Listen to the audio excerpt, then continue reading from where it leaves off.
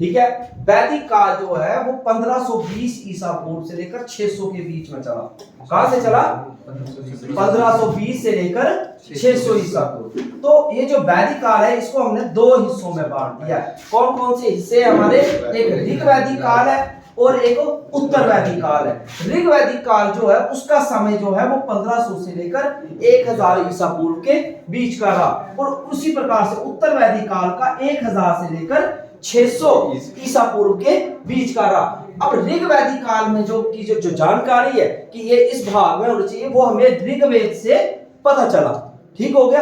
और जो दूसरे वेद है उनको हमने दूसरे मतलब यानी कि दूसरे उत्तर वैदिक काल में डाला है। वो कौन कौन से वेद हैं? यजुर्वेद, सामवेद, अर्थवेद को डाला है। ठीक हो गया। इसके बाद जो है अब देखिए आगे कि अब हम इन वेदों के अनुसार क्या पढ़ेंगे। अब इन वेदों में हमने सबसे पहले क्या पढ़ा है? इन्होंने हमने ये पढ़ा है कि वैदिक काल, समझ रहे हैं मेरी बात, कि जो वैदिक काल में जो है आर्यों का आगमन हुआ था। वैदिक काल कौन से है? वैदिक काल कौन सा था? जो हमारा 1500 से 600 ईसा पूर्व, यानी कि 1520 बोला है, 1500 भी हो सकता है, बुक्स में बुक्स वेरिएशन रहता है। तो उसमें जो वैदिक काल में सबसे पहले कौन आए थे? आर्य आए थे। अब आर्य जो है वो संस्कृत भाषा शब्द से लिया गया। आर्य कहां से लिया गया शब्द? संस्कृत भाषा से। और आर्य शब्द का क्या अर्थ है? श्रेष्ठ, कुलीन, बहुत अच्छा। क्या है? बहुत अच्छा बंदा हो, जैसे कि कोई भी, तो आप उसके लिए क्या बोलोगे? तू तो आर्य है यार। ठीक है।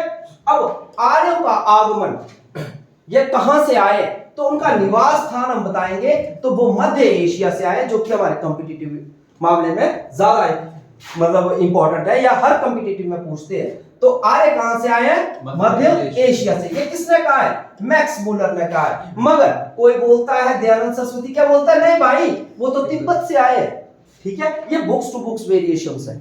मगर बाल गंगाधर तिलक बोलता नहीं, ये तो उत्तरी ध्रुव से आए। तो हर किसी का जो अपना अपना वे है कि वो बोलते हैं कि वो वहां से आया, वहां से आया। मगर हम अपने कॉम्पिटिटिव के बेस पे लेंगे तो हम कहां से बताएंगे? मध्य एशिया से आए। आर्य कहां से आए? मध्य एशिया से आए। आर्य सर्वप्रथम जो है सबसे पहले कहां पर रहे? पंजाब में। ये पंजाब कहां का है? पाकिस्तान का। ठीक है। कुछ हिस्सा पंजाब का हिस्सा कहां पे है? पाकिस्तान में भी है। और वो आए कहां से थे? अफगानिस्तान से आए, और भारत में, मतलब भारत था उस वक्त, तो वहां पर आकर बस गए। और वो वहां की जो सभ्यता थी, यानी कि रहने वाले लोग कैसे थे? गांव वाले थे, ग्रामीण लोग थे। और उनकी भाषा क्या थी? संस्कृत भाषा थी। क्या थी भाषा? संस्कृत भाषा थी। इसके आगे मैं आपको क्लियर कर रहा हूं।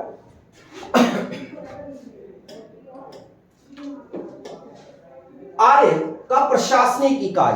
अब इनकी जो प्रशासन मतलब अर्थव्यवस्था या ये व्यवस्था कार्य करने की तरीके, उसको हम प्रशासनिक इकाई बोलते हैं, यानी कि उनको डिवाइडेड किया हुआ अलग अलग तरीकों में। तो 5 भागों में बांटा था आर्यों ने। जो अपनी इकाइयों में कितने भागों में बांटा था?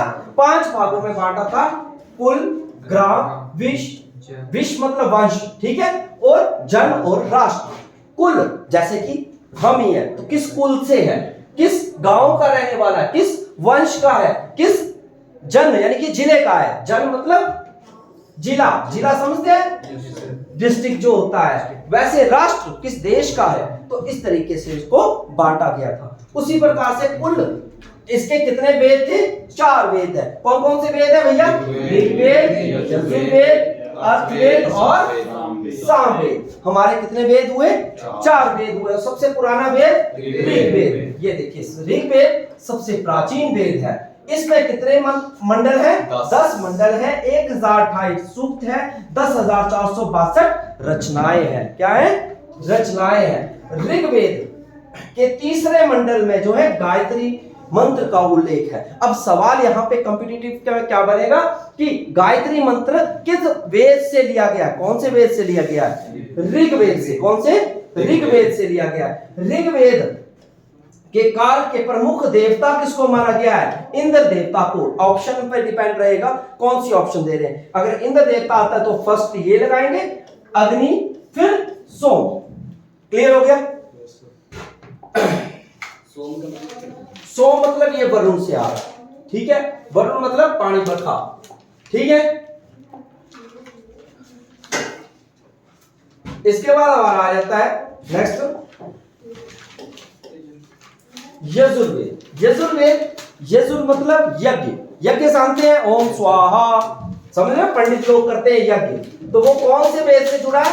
यजुर्वेद से जुड़ा है। इस वेद में हमें क्या बताया? नियम, विधि, विधान किस प्रकार से आपको करने हैं। यानी कि जब हम मंत्र पे जो पंडित बैठते हैं, ठीक है, वो क्या करते हैं? पहले चौकी बनाते हैं, उसके ऊपर फुल जो भी है पूजा पाठ है, उसका एक स्टार्टिंग पेज जो है ना, हर किसी का कॉमन होता है, ठीक है। वो विधि विधान जो है वो सारे के सारे किसमें बताए गए हैं? यजुर्वेद में बताए गए हैं, ठीक है। इसमें बलिदान विधि का भी वर्णन है। बलिदान मतलब जैसे कि, ठीक है, सामवेद। सामवेद का शाब्दिक अर्थ क्या है? गान। गान मतलब सॉन्ग, ठीक है। तो भारतीय संगीत का जनक किसे कहा गया है? सामवेद को। किसको कहा गया है? सामवेद को। यानी कि कभी कोई पूछा जाए कि भारतीय संस्कृति का या भारतीय संगीत किस वेद से जुड़े हैं? किससे जुड़े हैं? सामवेद से जुड़े हुए हैं। अर्थवेद। अर्थवेद यानी कि जो कि लिखा गया है, किसने लिखा है? अथर्वण ऋषि के द्वारा लिखा है। किसके द्वारा लिखा है? अथर्वण ऋषि के द्वारा लिखा है। इसमें कुल 731 मंत्र हैं, लगभग 6000 पद हैं, जो कि ये जो कौन सा अर्थवेद जुड़ा है, मेनली जो मेन इंपॉर्टेंट है वो है चिकित्सा तंत्र। चिकित्सा, मैं आपको बताता हूं, चिकित्सा तंत्र, मंत्र और वशीकरण से जुड़ा है। तंत्र मंत्र का क्या मतलब हुआ? फॉर एग्जांपल, मेरे को जैसे यहाँ पे पट्टा निकल गया, लग गया ना पट्टा, कहा क्या कर दे? मंत्र को आते सब मंत्र कुछ ते लेके एक सत्सोकतियां थे, एक मंत्र है, आप समझ गए? तो सब जो है अर्थवेद के अनुसार है, ठीक हो या? खुशियों आखी च फरा दिया होंदी ना कई बड़े चमकांदी, तब क्या करते हैं? बोलते मंत्र वाय लेंदे, ठीक है, जुट्टा वाय लेंदे, कई बोलते जुट्टा मिर्गी आड़ा जी, जुट्टा गाड़ा जी, है ना। तो सारे कैसा ही लेंदे हैं अर्थवेद के आए, ठीक हो या? क्लियर है सबको? इसके बाद आगे है